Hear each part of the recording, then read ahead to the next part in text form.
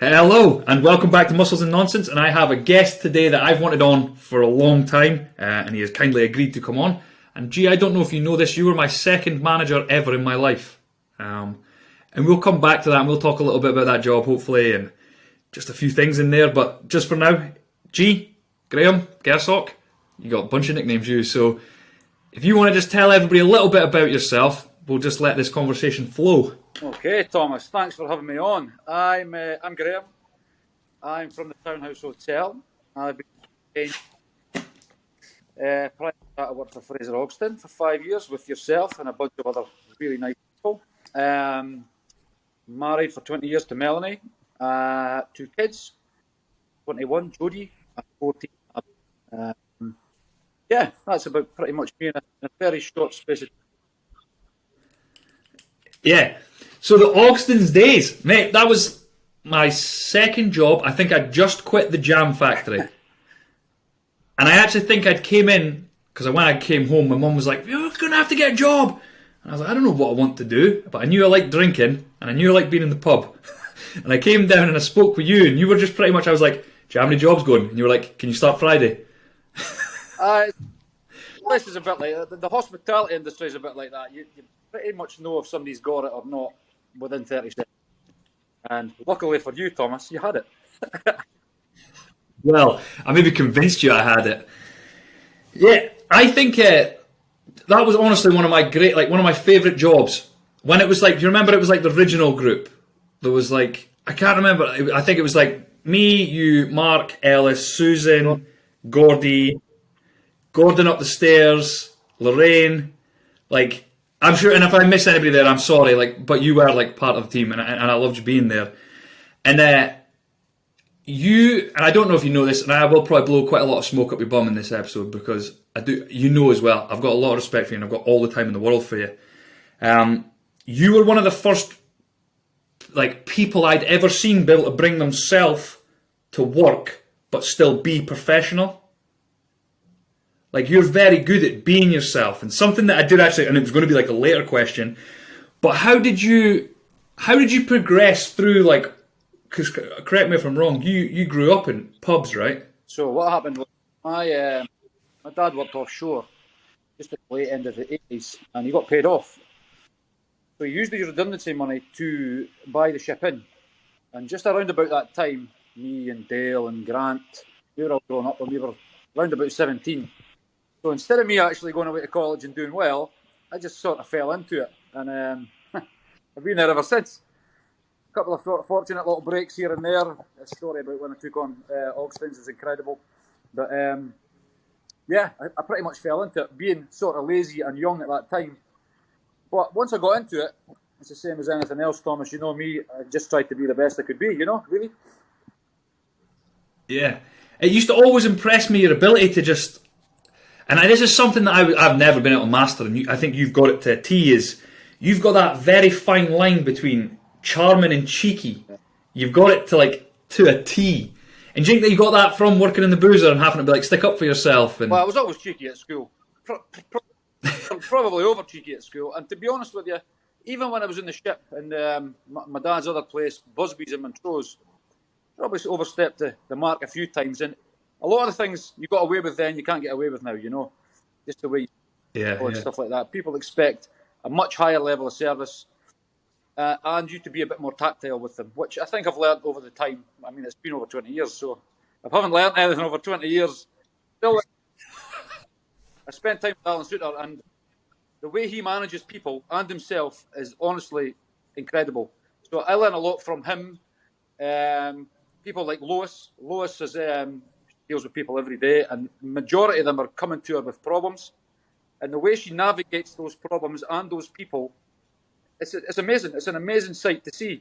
And when I'm with people, all I'm doing, Gary Suter's another one. Gary Suter is managing so many men and women at his work for S. Glazing. He's just got this skill, and it's incredible to see and to watch and to learn from. And that's what I try to do. I just try to see what people are doing, listen to podcasts like yourself. You can learn every single day of your life, and that's exactly what I try to do. I always say to Alan, what's the point in doing the darts and not being the best you can be? And I sort of transfer that into my work. What's the point in? It's easy to be average. Anyone can be average. It's the fine detail that makes you better than average. And I like to think over 20 years I've learned to be just a little bit better than average.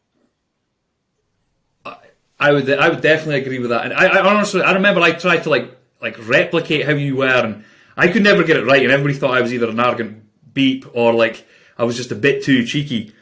But yeah, I think it's incredible, and I guess what you're saying there as well, and you should probably give yourself some credit for it as well. I've seen a large array of different people checking into the hotel, and you have an ability to like associate, or I don't know if that's the right word.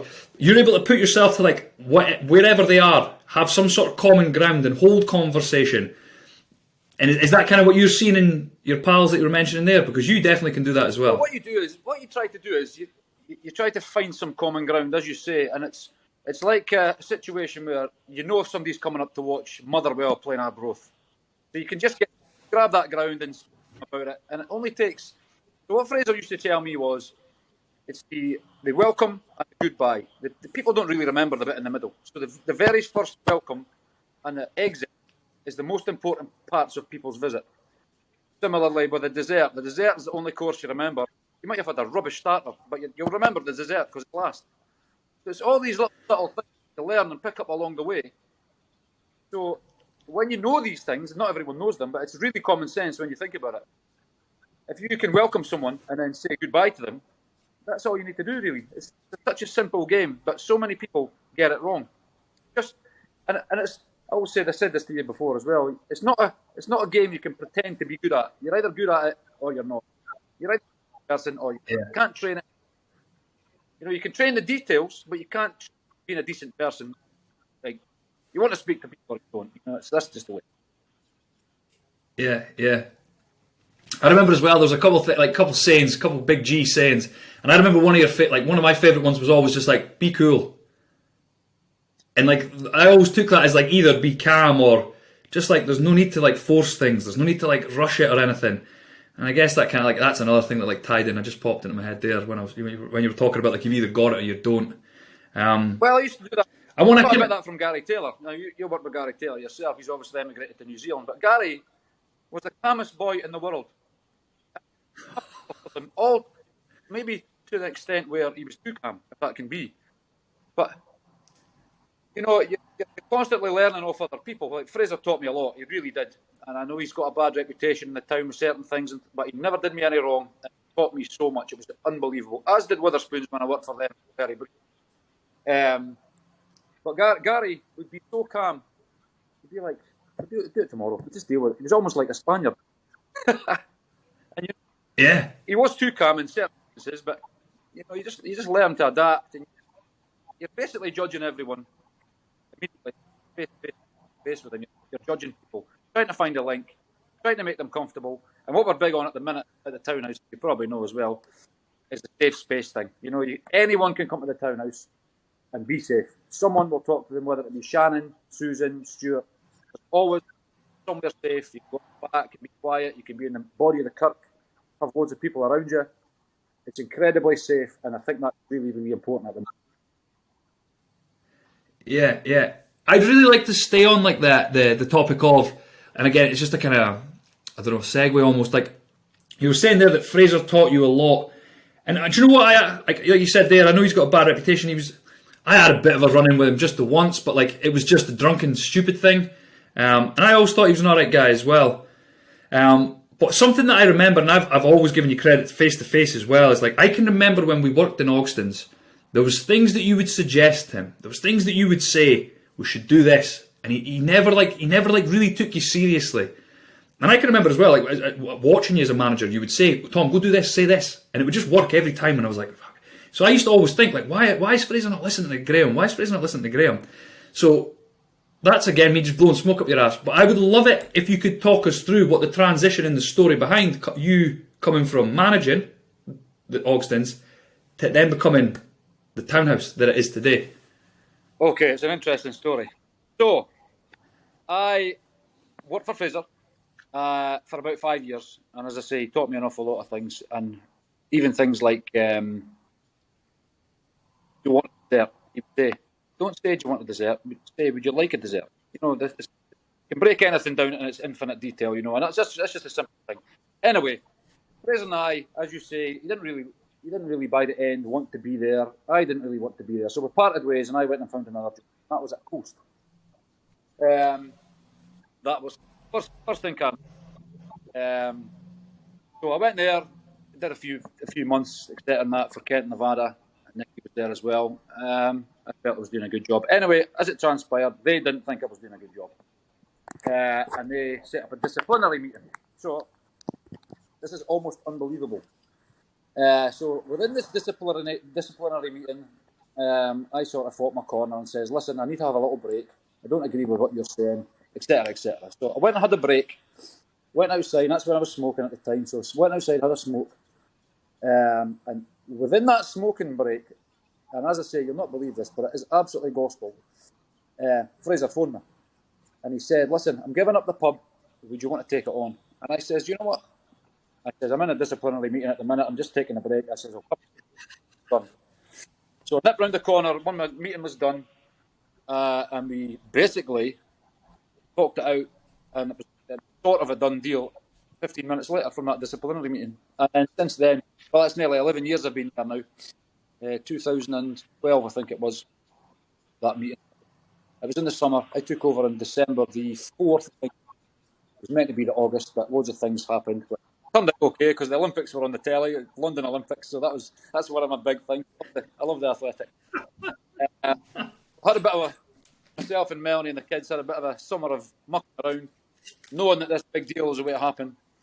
Borrowed some money from the bank, started on the 4th of December, and really never looked back. COVID was obviously, that's a different affair. Yeah, that's absolutely incredible. It's a really strange story, but honestly, it's absolutely true. And sometimes what's meant for you is meant for you, you know, and that's just the way it is. Yeah. It's unbelievable. It's almost just like the world aligned, I suppose. And I don't know if I believe in that sort of stuff, but I do definitely feel it happens sometimes. I was just lucky. I picked up the phone, you know, I was lucky I was outside. There's loads of things could have went wrong, because knowing Fraser, he would have made something happen with someone else quickly, because that's just the kind of person he is, you know, he's dynamic. Yeah. So being in the... So I guess we'll stay with the tariffs for a minute here. What were some of like the first changes that you made that you noticed made a big difference? Oh, now you're asking. He had a lot of things on, like the Fajita Thursday, but he took them all off. So I started to put them back on again. The meal deal, which exists to this day. So does the Fajita Thursday, actually. Fajita Thursday's, I think, the longest running promotion, probably in the whole of the world. It's been Thursday, it's mad. But then again, who doesn't want to buy one, get one free? It's a great thing, and it works all around, so it's a good thing. He used to close the back bit off, which I call the bistro, but it's called the Skyline. He used to close that off during the week, and then open it at the weekend like a different menu, which put a massive strain on the kitchen, and everyone just got annoyed. So I made it all one menu throughout. That was probably the biggest thing, actually, without even realising I did that. It's probably just making it one menu steady throughout. That's probably the main thing to start with. I can't really remember exactly that. It's been that long ago, and you also, it just becomes day to day. You know, you just make decisions and you don't really realise. But I still make decisions to this day, actually. I made a decision yesterday to buy a new coffee machine, for example. You know, you just go and do it. Yeah. So over the 20 years that you've worked in hospitality, what are some of like the biggest changes you've maybe seen just in that industry? Well, the biggest changes, people used to go out all the time. People were, I wouldn't say wealthy, but their disposable income's been massively affected, especially for the cost of living prices. But there's always been a very slow shift to the weekend, and now it's predominantly a Saturday, which it's always been, but you used to get a tickie on a Friday and a Sunday. But even that's been squeezed now, and that's basically because the nighttime economy is flat. There's nobody going out at nighttime because there's not enough safe spaces, etc., you know. So there is a huge squeeze to do your very best on a Saturday, and you're probably doing a third of your business on a Saturday. Well, I'm not, because I don't work weekends anymore, but Shannon is. Luckily, Shannon is. do you like? I got in a conversation once about this, and it was around I think like the independence vote, and they mentioned that pubs not being as busy and not being a place to meet is having a big impact on society. Do you think that could be? And this is maybe a bit deep, or I don't know, maybe a bit out of my own brain, but do you feel it is impacting society in a way? No, I think people do want to meet in pubs, and it's just the pubs are. Some of the pubs are not as welcoming as they should be. I don't want to. I mean, there's certain pubs you could go to. You wouldn't. I mean, you wouldn't take your wife to, or your boyfriend, or whatever. You know, you wouldn't take for a quiet night out, or a couple of beers, or a glass of wine, or whatever it is. There's some that are not really fit for purpose. So you can't. You know, if they were fit for purpose, you'd have people going. I used to hear all this. I'm going away to the ferry. I'm going away to the ferry. I'm going away to the ferry. That was before the trains were all messed up. But if you can go to the ferry, you're out. You know, you just don't want to go out in Arbroath.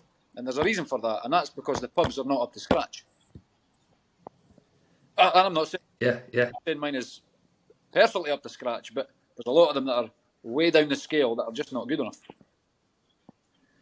Yeah. There's a few you can go in, and it's like you're walking back in time, isn't it? It's like going back in a time machine. Yeah, it's different. They're all trying to mess, and you don't want to disparage people.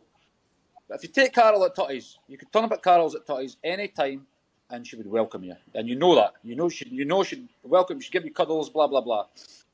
You go to other pubs, you don't know who's going to work behind the bar. You don't know them. You don't know if they're local. You don't know if they're not local. There's just no way to get to know them because they're not interested. And surely, to me, hospitality is about getting to know people. I mean, I can't walk down the high street. My wife gets frustrated. You'll be the same. Walk down the high street, three hours to get down the high street. Got to put a hood on and cover up, and it's mad. But great thing as well. Gift and a curse, as they say.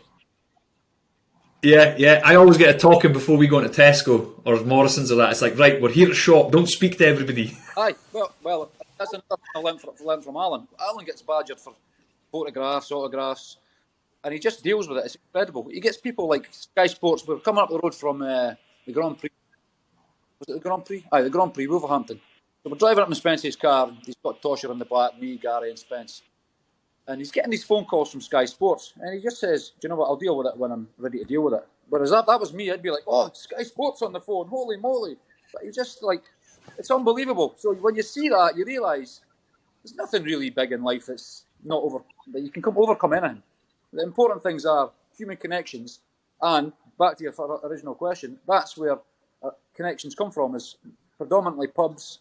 Supermarkets now as well is a big thing. Even for dating, people bumping each other in supermarkets. Sports centres, out walking. You know, there's loads of places to meet people. And it's just because hospitality are not doing it right that people don't want to go there.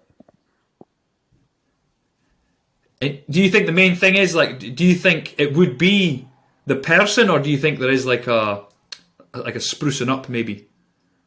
Like the person behind the bar, I mean, sorry. I don't think it's to do with the venue. I think it's to do with your staff. Now, if you look at my staff, like I'm talking myself up here, and I hate doing that, but these people need a little bit of credit. I've had the same staff for predominantly 10 years. Shannon, Colin Duff on the night shift, Susan, Stuart from the Lachlan's. Stuart took a few years, but I had to get Stuart. I've grown up with Stuart, worked in Witherspoons with Stuart, but yeah, he took a bit of persuading once he realised we were actually going to do a good job.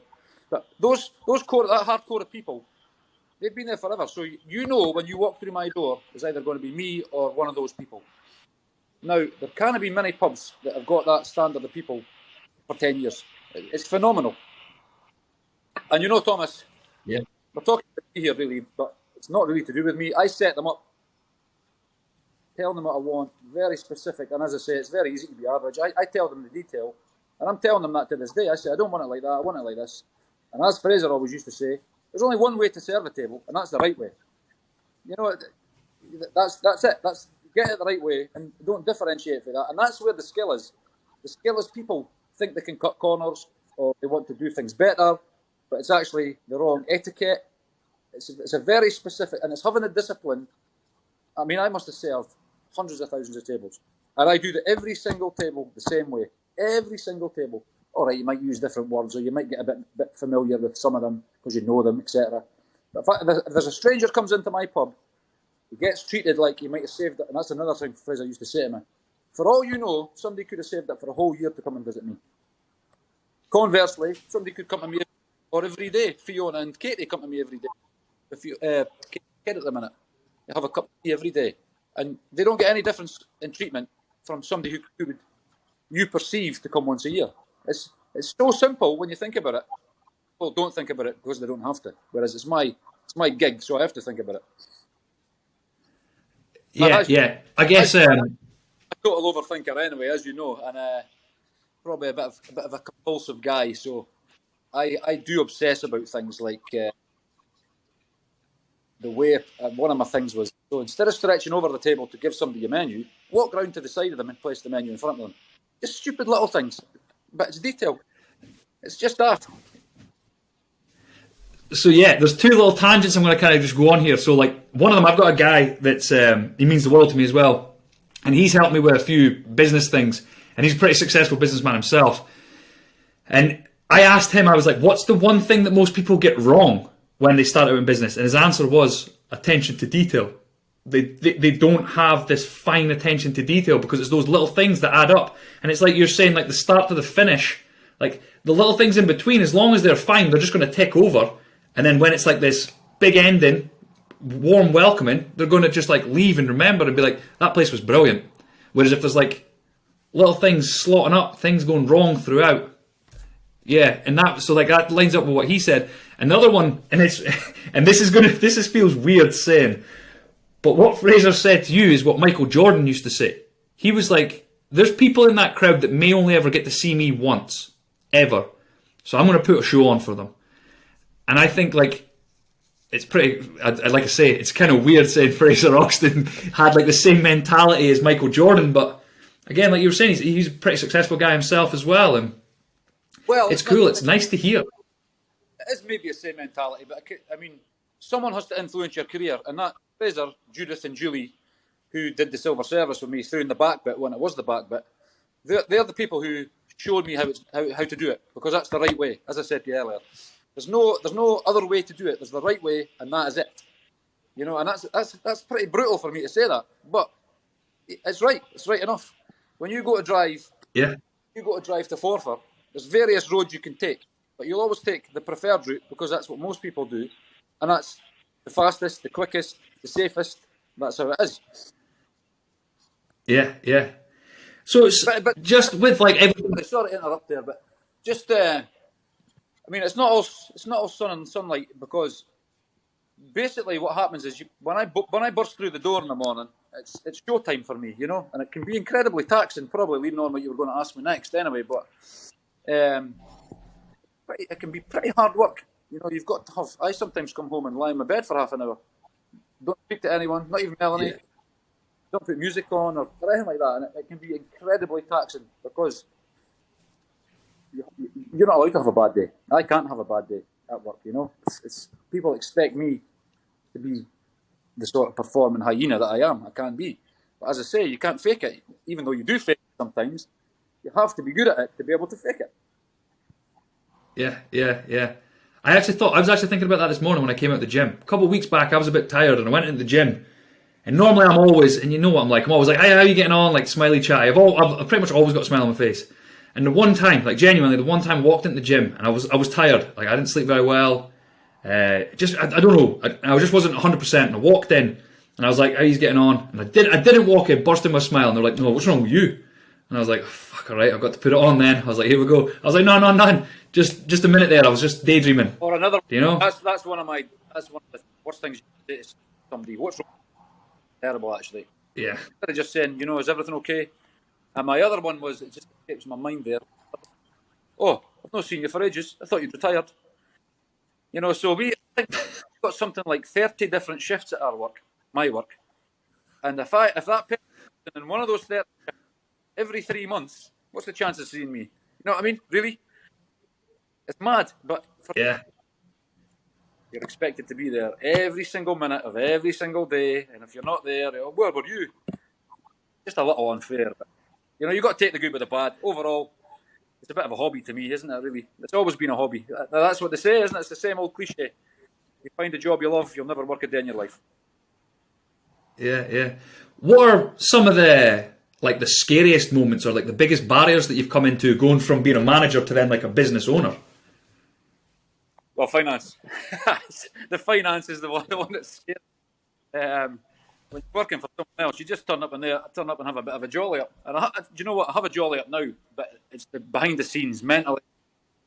There's 30 odd people work for me. They get paid for what I do, which is not a problem. But you do worry about it. You worry how they're going to get paid, especially through the COVID thing. The COVID thing was horrendous. Probably every hospitality venue will tell you that.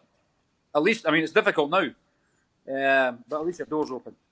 And that's not to say, we had a lot of help through the COVID pandemic. We had a lot of help from Alison Smith, Angus Council, Lower Speed, Derek Wan, Brenda Durno. They all pointed me in loads of different directions for funding, and I ended up getting quite a lot of funding, which if I didn't get, I was out of business. And I had to carry a bit of debt as well. But, I mean, the alternative is 30 people lose their jobs. You know, you've just got to realise, you know, winners always come through. Yeah. No, it's a good. I think they do. It's like you said earlier on. You've got to do it properly, or you don't do it at all. Or like my host dad in America, his favourite quote was like, "You either do or you don't." There's no, "Oh well, I just messed." Like, on you go. But you either continue and do your best and put everything into it, exactly what I had to do after COVID, or give up. You turn the key and you throw it away. Give it back to the company or whoever it is. You quit. You'll know me, and I'm always saying this to Alan as well. I'll never quit. Never. Until I can go no further, that is it. You know, you'll get everything from me. As I say, I'm compulsive about that. And Alan, it gets on Alan's nerves because I'm always saying to him, "You can do better. You're much better than this. Get to the top 8." I think he'd be quite satisfied being in the top 32 for a year or two and then moving up. I'm like, nah, let's get it done. Move on right now. Totally in his face all the time. But that's the way I am at work. So it's not just like I'm preaching. I actually live that as well, which is it's mental. It drives people nuts. It drives Melanie nuts. It's just the way I'm built. You know, you can't change. Yeah. So I'm going to quickly, there'll be people listening that aren't from Arbroath. So a couple of the people that Graeme listed off there are like local councillors that will have helped. Alan Suter, he is a professional darts player, and if you've not been watching the darts, you won't know. He is now in the top 30. He's a lad from Arbroath, and genuinely, this guy is. I honestly, I love that he just still cuts about town, you know? Yeah. Says hi. Like, I've seen him saying hi, speaking, waving. Waves to me when I wave to him. Certainly not deliberately. And when you see the kids looking up to him as well, the big thing was Alan's Academy. You know, he did so much for so many people prior to being sort of the star himself. He deserves all the accolades. Yeah, he's going to get more because he's phenomenal. And he's got the skill... certainly got the skill base, and he's got the mentality. Even more important from his Marine days to be right up there, you know. And he could make a lot of money, which could have set himself up for life. And to be honest, there's nobody more deserving. He's such a good guy. Yeah, he is brilliant. I remember him when I was working in Coast. Remember they used to do the darts thing up the stairs? That's right. Yeah, he used to do his. Well, it wasn't the academy at that time, was it? It was. I can't remember. Was it the Masters or something they called it? He's a good guy. I can't remember what it was. Gary. Yeah, he's a great guy. Yeah. I'm actually going to try and get him on, just to talk about like being on TV and that, and like how that feels. But yeah, I'm going to try and get him on sometime. But you were mentioning there. A half off, so he's had enough time off.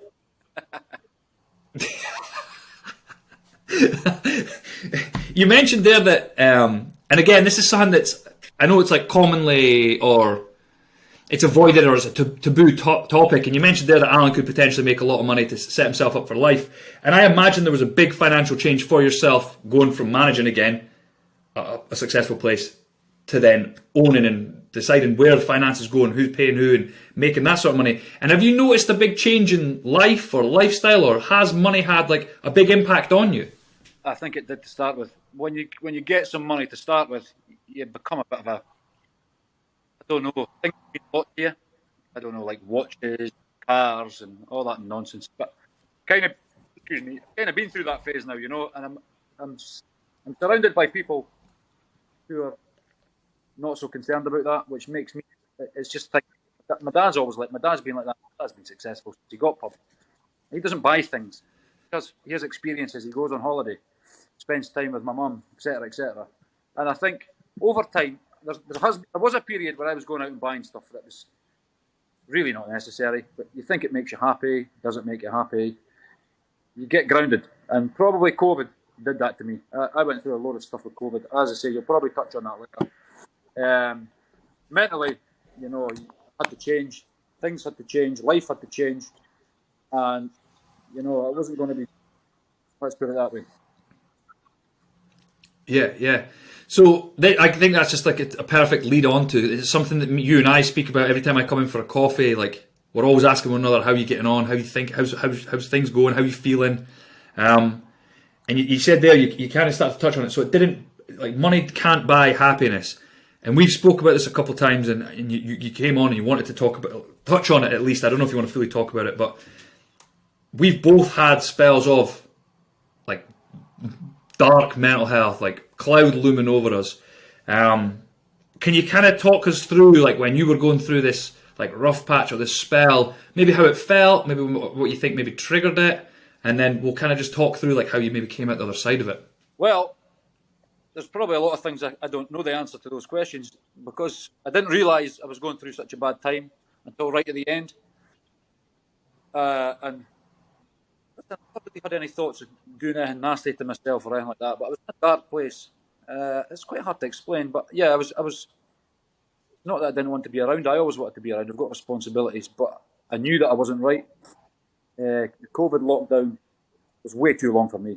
I'm a social guy. My job's social. When I go to Gayfield, I'm social. When I go to the pub, I'm social. And it was all stripped away from everyone, not just me. And I just hope that by me talking about it, it can help others. Because I went to see Robin Geddes. Robin Geddes does a life coaching. And basically, between him and Alan, they probably dragged me from a place that I could possibly not have got myself out of. It was pretty grim. Pretty grim indeed. And that's what, as I say, that's what makes you realise. Robin said to me, why are you using the back door to go into your work? And I said, what? He says, why are you not using the front door? And he goes, I have no idea. And he goes, start using the front door. And that was the simplest thing that he said to me that made me think, start going through the front door. And I was like, you've actually just blown me away with the most simple thing. Another one was, where's your happy place? I goes, I've not got any. That's just the mindset you're in at that moment. And he says, have a little think. And I says, I like going down the front. And he says, well, why don't you go to the front every day until you feel better? So I started going to the front every day, just a little walk, a little bit of exercise.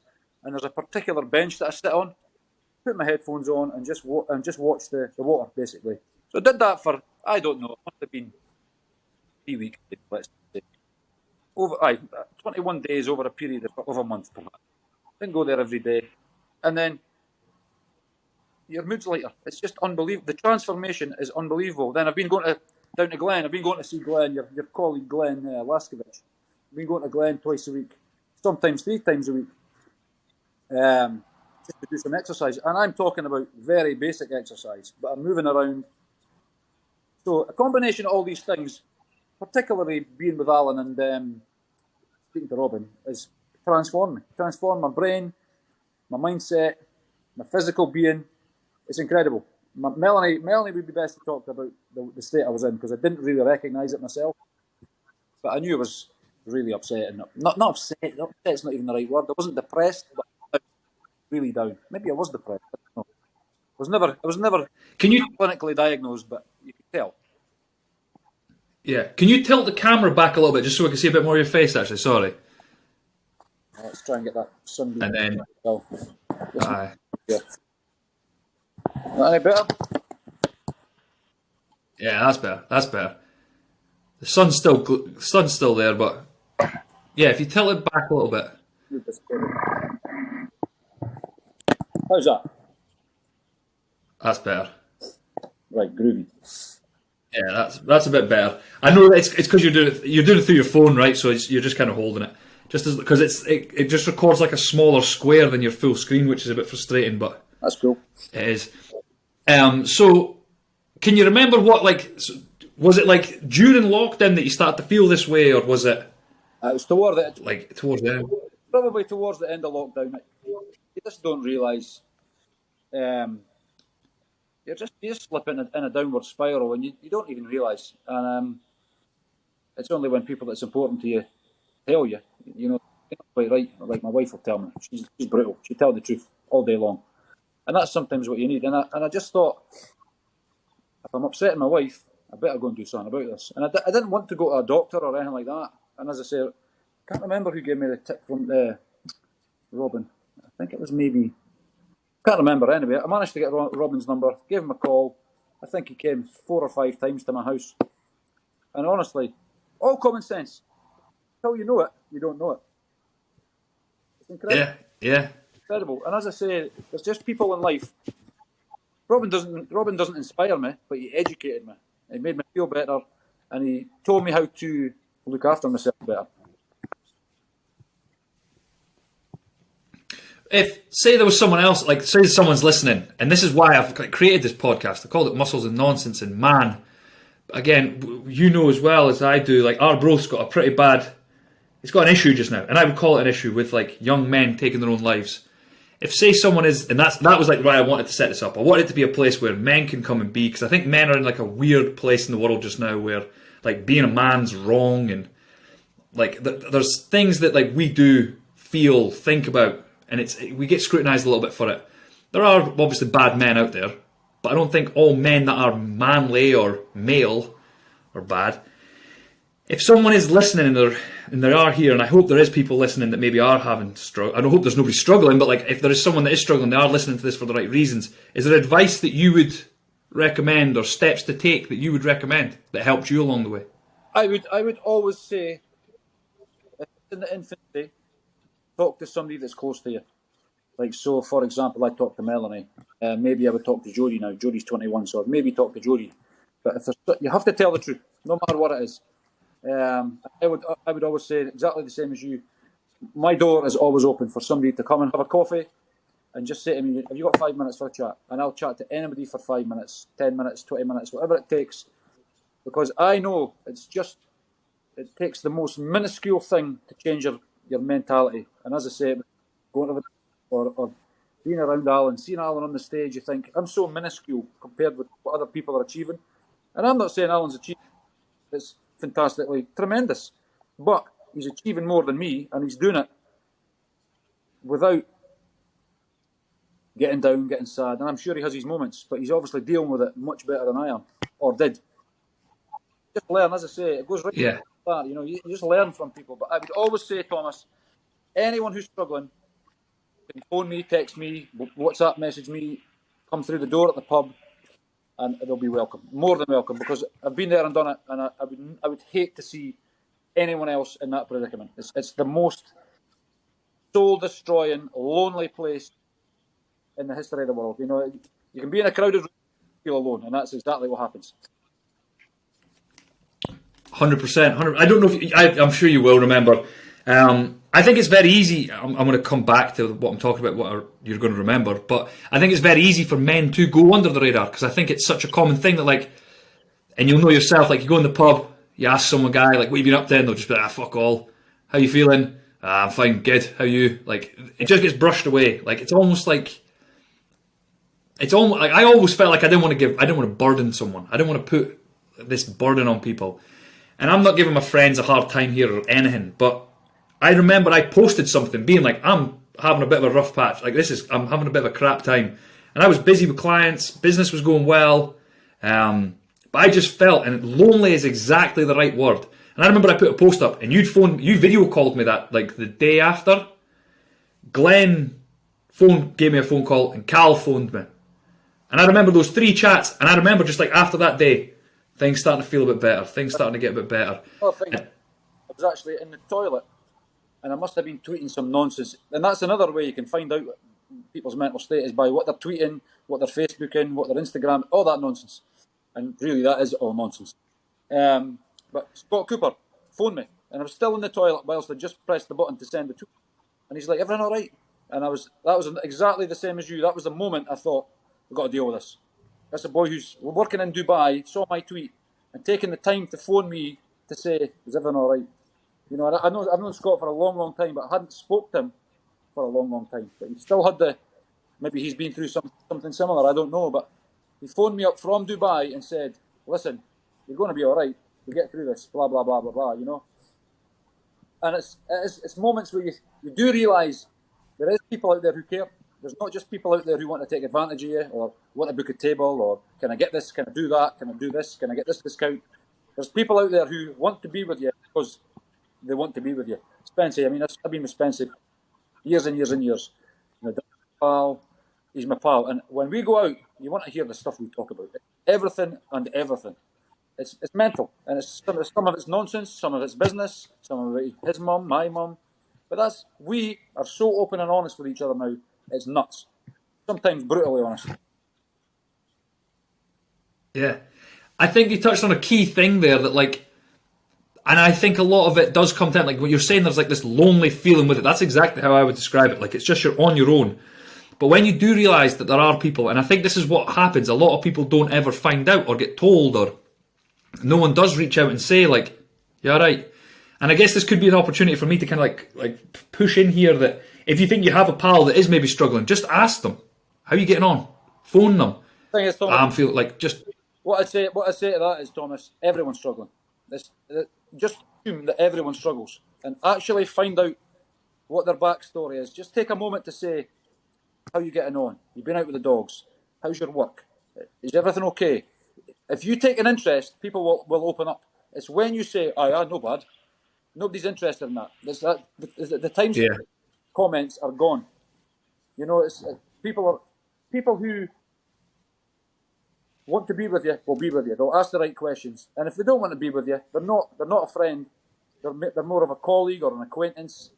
You know, and I mean it's brutal, but that's the way it has to be. You have to get rid of all negativity that's in your mind, in your social network, on your social media, your friend zone. You have to get rid of it. Yeah. So if say we were to put together like Big G's care package for yourself, because we can't tell people what to do. We're not qualified. We're not doctors. Getting outside, or like finding this happy place, like you were doing that. A little bit of exercise. Yep. You were improving relationships and seeing people. Yep. Is there anything else in there? You lessen your alcohol intake. I didn't drink for months and months and months because I knew. I mean, I'm back drinking now, but it's on my terms. But I would say if you're struggling, I mean, there's a guy at my work at the minute who's given up the drink and he's transformed himself into the. It's so drink's another thing. It's so easy to spiral down. You don't even realise. So I stopped drinking, started exercising more, seeing the blue sky. The blue sky is a big thing for me. I mean, I despise the winter because you never see the blue sky sometimes. It's a great day today, actually. But, nutrition as well. You need to stop getting takeaways.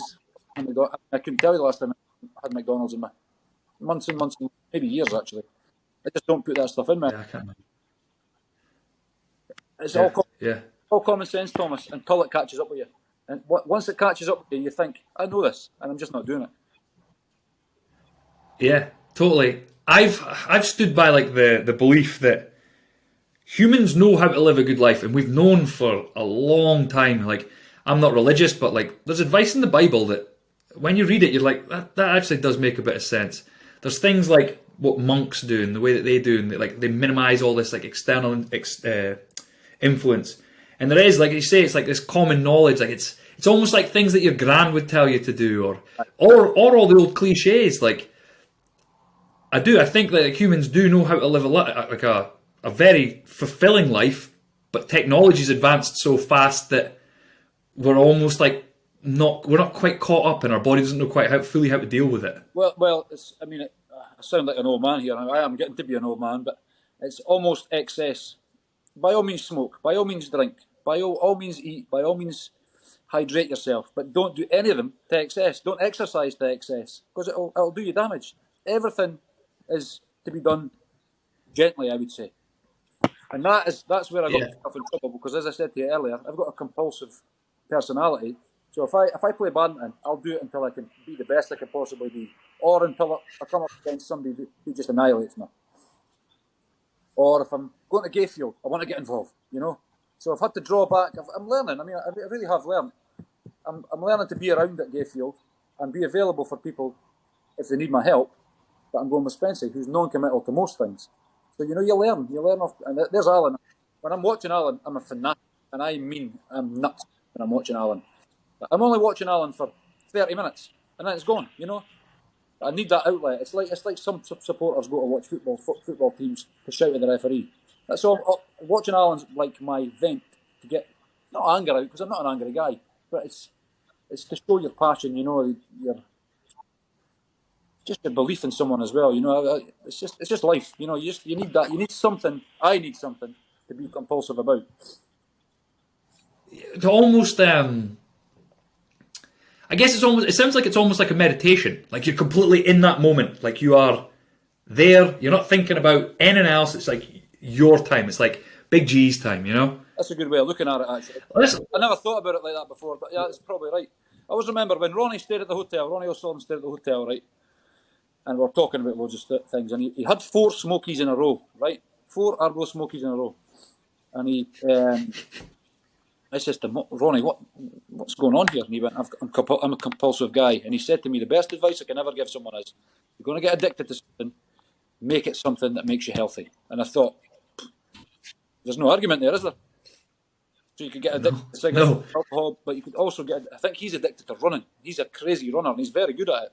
He's obviously addicted to snooker as well, but his outlet is running, and he's mental good at it, considering he's a snooker player. But I thought, you know, you can see on telly, if he's unshaven, you know, he's no into the game. If he's clean shaven and he's got his hair nice, more than not, he'll win. So, you know, it's these little things. It's mad. It's human behaviour. I'd love to study it a bit more, actually, but it's madness. I'll drop a book round to you. Let me jot that down. I'll drop a book into you. I've got a human behaviour book that you can borrow. It's really easy to read. Are you still reading a little bit from time to time? Yeah. Well, I'm not really a big reader. I've hardly read any books in my whole life. But I've just read what's it called? Atomic Habits. And it just it gives you little pointers.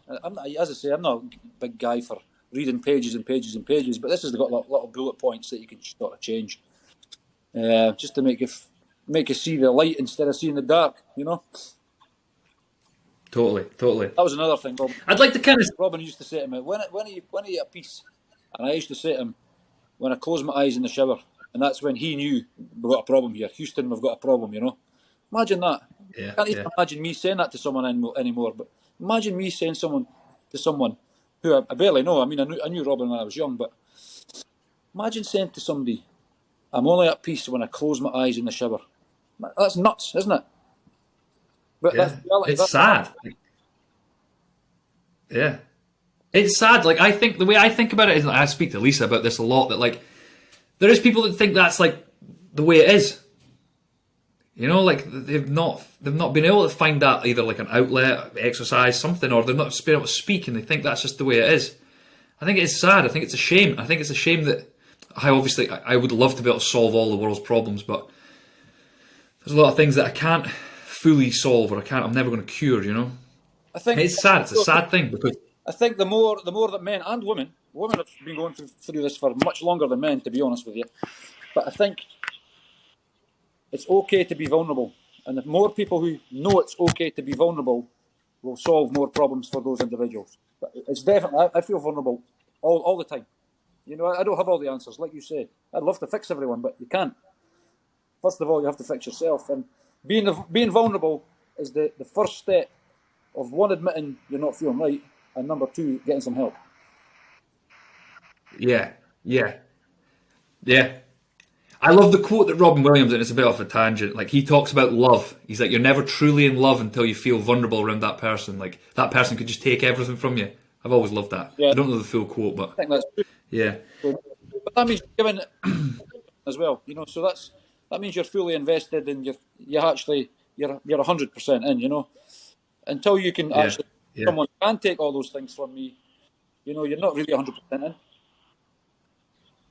Yeah. It's fine. And it's not that you have and I have right now that I couldn't go and get again. That's very true. Apart from time. Apart from time and health. Time and health, yeah. Yeah. So before we jumped on, and I'm just kind of I don't know if there's anything in that again that you would like to touch a bit more on, or any other ideas that you want to just pop out and we can just keep talking. But I was going to just transition across and talk a bit more about like Alan Suter's darts and how involved you are and like how you promote him. And then I'd also like to touch a bit more on like, for when people, again, for those that are listening, Gayfield's Arbroath's football stadium. And if you don't know about Arbroath, you must be under a rock, because it's the best football team in the world. I'd like to talk a little bit about your involvement in that as well. Well, I don't know if you... I'm not really that involved at Arbroath. I mean, I've got a wee ticket there for Arbroath, which I have done for years. I've supported Arbroath for years. But to be honest with you, I'm sort of using Arbroath as a way of healing as well. You know, there's so many people there. Paul Reed's, what a guy he is. He's transformed that football club. And he is so welcoming, and he's just got such skill with people. The amount of money that he's brought to the club, for one, is phenomenal. I'm not talking about that side of things. I'm talking about just him as a human being. Johnny Booth is another one. I always say to Barry Sellers, Barry, be more like Johnny. If everyone was like Johnny, there's no war in the world. You know, he's such a lovable guy, and he's so cool. And it'll be fine. I'll get to that. And you think, God, I get so stressed about nothing really sometimes. And the point I'm making is, I go to Gayfield to release stress, be around good people, and have a little bit of space around me. You know, it's not about, oh, my rice is cold, or can I book a table? Is your hotel busy? And it's not about that. It's about the underlying thing is about the football, which is everyone's common ground. So it's great. The thing with Alan is, I'm still learning with Alan. I've sponsored Alan a couple of years. We're just in discussions just now about the third year, because he's obviously Billy big time now. So he's got loads and loads of people after him. But to be fair, Alan, he's came to me and said, look, listen, you were there at the start. Do you want to keep going? And we're not sure. We're just talking about it at the minute. But even if I'm not supporting him financially, I'll be with Alan every single step of the way. Probably more than he would like, to be honest with you. The tartan breeks, the hat, blah, blah, blah, all that stuff. But yeah, I'm really on that same journey with him, because I can see things in him that he doesn't see in himself. I think deep down inside he knows, but it's just pulling it out of him. He's obviously got the problem with his work at the moment. It's not a problem, but it's he doesn't know whether to go full time or stay part time or loads and loads of little things. But I see potential, and I don't want that potential to be wasted. And I would love to get on that journey. Me and Spencer, Paul Tosh, Gary, we're always sort of saying, come on, what are you waiting for? Come on. And Alan's just taking his time, because ultimately Alan has to enjoy the darts. If he's not enjoying it, what's the point? Yeah. But by the same token, he does have a massive opportunity. You know, I could talk about it for ages, because it's all about, again, detail. So when we came back from the Grand Slam of darts, we're talking about percentages. And the British cycling team at the 2012 Olympics, you wouldn't believe the percentages they gained by making slight changes. So they used to find a particular muscle massage cream for each individual. They didn't have a standard cream for them all. They went so deep into the science, they picked a particular cream that matched people's muscles. So I was talking about that to Alan, and it gives you a percentage point or 2 percentage points. But Dave Beresford, or whatever his second name is, Beresford, I think maybe, he went so deep and broke down everything so much that people thought the British cycling team was cheating. They were so far ahead, Chris. Yeah, I remember that. Victoria Pendleton and everything. They were so far ahead. People thought they were cheating. So what I'm trying to say is, Alan's at a stage now where he's got phenomenal talent. I mean, phenomenal talent. And it's not just come out the blue. He's been playing darts for 30 years. But there was a company in, I think it was Germany, started saying to him, you're hitting this double more than you're hitting your usual double. So he changed doubles and started winning more games. So I'm saying to him now, you need to get into this. You need to get into this proper, you know? And it's that's just my compulsive behaviour. Yeah, it's funny, and I don't want to talk too much about myself, but when I done strength and conditioning, like the key part of that is your needs analysis. So like you break down what movements would be, like what the key requirements for darts. Like you break it down into like all the little aspects, like the psychology, the nutrition, because obviously you need to fuel them because games can be quite long, like all these different things. And then when I'd done an internship with the Rocks, the basketball team, and I'd done performance analysis.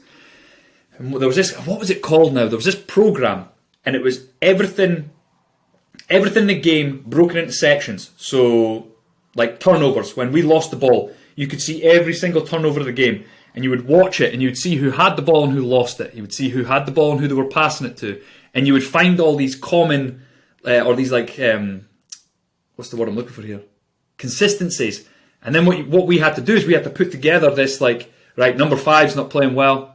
Every time number 6 is on the court, we're down. Like, it was putting all this stuff together. And part of me, like, I like your obsessive idea to it. Like, I really do. But part of me always start to feel, and I am sports science, I feel like what you start to worry more about then is the data, the numbers, the percentages, as opposed to the actual darts and him as a player or an athlete. That's correct. Well, Alan's manager's called Paul Brown. Stepped up to the plate as well. He started to do a lot of things behind the scenes that make Alan feel comfortable as the sportsman. But interestingly enough, I agree with you on this, because data can overcome the talent of especially when it's a solo game. You know, Alan's obviously up there on his own. Listen to all the nonsense that the crowds give him. Don't get me wrong, he gives it a bit back as well. But what I was going to say, Barry Sellers was telling me, football players now are purchased on data. So there's some teams, elite teams, don't even look at the player. They just look at the data and say, we can buy him, make him better, and sell him on for more money. Which to me is mental. But that's the way it is. It's maybe slightly different in a team game, I think. Have you seen the film Moneyball? No, I haven't watched that, no. It's got, if I might be wrong, and if I am, I'm sorry. It's got Brad Pitt and Jonah Hill. And what it is it's about baseball, and that's exactly what they done. They took people's averages and percentages, but it ended up working for them. Like, it ended up working. They got it right. But what I think can become an issue is when you're focused, when Suits is playing darts, he needs to be thinking right there and then, like, I need to hit treble 20. He doesn't need to think like, right, okay, my percentage is higher if I stand to the left slightly, twist my elbow in. Like, that's too many things to think about. There needs to be that state of flow where it's just like treble 20 as well. And I felt like some of the sports science stuff that we were doing, it was more important for us to get the numbers that we needed to see, as opposed to the actual athlete getting better at their sport or performing better. That's what I'm saying. I think it's maybe slightly different for team games. You know, it's Usain Bolt is probably not using too much sports science. He's got a natural athletic ability that will be replicated one day, but it'll be a long, long time. There's the 3 tennis boys: Djokovic, Nadal, Federer, and to a slightly lesser extent, Murray. I mean, that'll never be replicated when you've got such the top 3 anyway, winning all those tournaments. I saw a stat the other day that's something like the last 75 Grand Slams, they've won 64 of them or something like that. That's unbelievable. But that's dominance. Sport will always get better. You know, records will always get broken, but it might take a long, long time. Yeah. So what I want to talk about is, like, if say someone's, and this is me just kind of going off on another segue, I'm going to ask you 2 more questions, round this up, because I just noticed there we've been talking for nearly an hour, and this has been one of the fastest podcasts I've ever had. Thomas, I can what the best of them. Mate, well, we'll definitely get you back on, because honestly, there was a couple questions that people wanted to ask that, like, we could probably talk for another hour about. But what I'm going to do is I'm going to ask you these 2 more questions. Okay, I'm waiting for this. You were someone that got a little bit lucky, we'll say. I don't want to use the word lucky. The world aligned itself perfectly for you. Yep. But what advice would you give someone that's pursuing a goal or a dream, and it maybe feels like it's a step away from them? Like, what advice would you give? Because you went from managing to completely owning. Well, big question. I would say be the very best at your particular thing that you can be, and don't let anyone stop you. And somehow, some way, the world will align, and you will become what you need to be. Whether it's, I don't know, whether it's joining the forces for a few years, coming back, getting away from Arbroath, coming back, staying in Arbroath, getting married, having a kid. There's no rights, there's no wrongs. But if you genuinely believe that you're good at something, like I always knew I was good at serving tables and being social. I do believe that you can get to where you need to be. Whatever you think, you might not tell anyone your whole life, but everyone knows inside themselves what they want to be, what they can be, and what they should be. Yeah, that's brilliant. That's brilliant. Because there's a quote, and I'll butcher this. There's like, people say you should make your passion your job, but what you should do is you should just do what you're good at, and it will become a passion. It's something like that. I can't remember it. Well, I think that's accurate. Yeah, but I can't imagine doing anything. In fact, I won't. When I finish the pub, you'll see me on a checkout at Tesco or something. There'll be any checkouts at that point, but I'll just hello, how you doing, and move on to the next one. You know, I'll never do that again because I can't imagine, one, doing it for someone else. Obviously, I would if I had to, and two, I like it on my terms. You know, I wouldn't like someone telling me, do it this way, when I know that's completely the wrong way. Which is basically why me and Fraser didn't really work out in the end anyway. But hey, it's life. Yeah, I'm going to pop this in as well. This is a little nugget that will hopefully make someone laugh. And I think I spoke about it to you the last time I walked in with Lisa. Do you remember the time when I walked into the pub? I can't remember who I was with. And I was thinking I was the boy walking in with this girl. I can't remember who it was. I think it was on a date or something. And you came over and you were like, who's this one? Oh, no. You were coming through and somebody was bringing you into your table. And I says to you, "Hi, Thomas, what's this one called?" That was... He's up with John Prowse as well, and he's still with his. Is it Beverly's he was with? He's way to get married to Beverly as well, so it clearly breaks the ice quite well. It must. But right, G, honestly, thank you so much for your time. I'm going to ask you this last question, and I ask everybody this. It's part of the reason I created the podcast as well. I'm obsessed with it. What do you think are some of the traits, or what do you think makes a good man? Discipline. Discipline is the number one thing, I would say. Discipline it rules everything. And as I say, it's taken me a long, long time to be disciplined because I can be, as I said as well, compulsive about almost anything. I've never taken any drugs because I'll be obsessed with the drugs and I'll just mess myself up. So I know that I can't do that. Discipline is definitely number one. I would say, seeing the blue sky, don't stay in your house, get on your feet and have a walk. Walking has been one of the best things I've ever started doing. I would always recommend walking. Lessen your alcohol intake. By all means, have some drinks and have a good time. That's what it's all about, isn't it, really, at the end of the day? But, I mean, I used to get drunk with Gareth. You wouldn't believe it. So I was basically a zombie, just walking about as a zombie. And that's no way to be. I still get drunk. I still have a great time. But I don't drink spirits anymore. I just drink beer. And it's just all about learning. It's all about learning, really. Learning and discipline, mate. Brilliant. Honestly, it's been fantastic having you on, and we'll definitely have to get you back on again.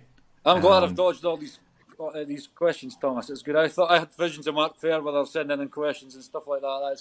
That would have been good for me. Well, there's a couple, but we'll come back to them because I know you're busy.